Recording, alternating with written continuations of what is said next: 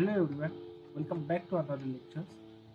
So in this video we will see how we can detect the clash or we can extract the clash report from SmartPlant 3D. If there is any clash, either it will be pipe to pipe or structure to structure, then it will show clash in SmartPlant 3D software. There is one tool for that. Let's check how we can do. So we have to go to the tools and click on the check interference. So here the toolbar open for check interference. Let's go to that and go to the properties, and here we have to go to the local detect now. So by default it will be not check in your PC if you check this tool.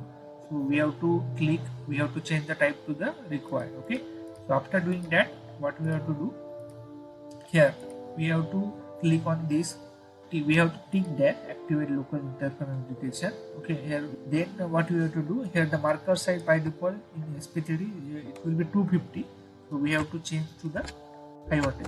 Okay, so I already changed, that's why it's showing the 500.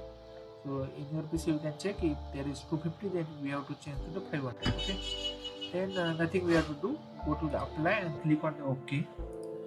Then we will do one clash and check whether it will showing or not. For that, just go to the tools and go to the pinpoint.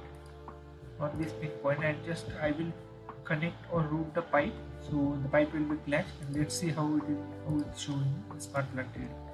Okay, so I click on the route pipe and just route the pipe in all direction.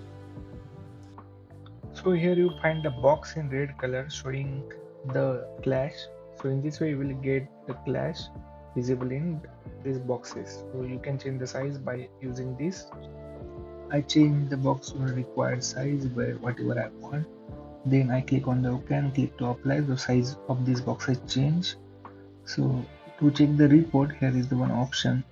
So we can click here and see which pipe to which pipe clash is there. So in this way you will get the report easily.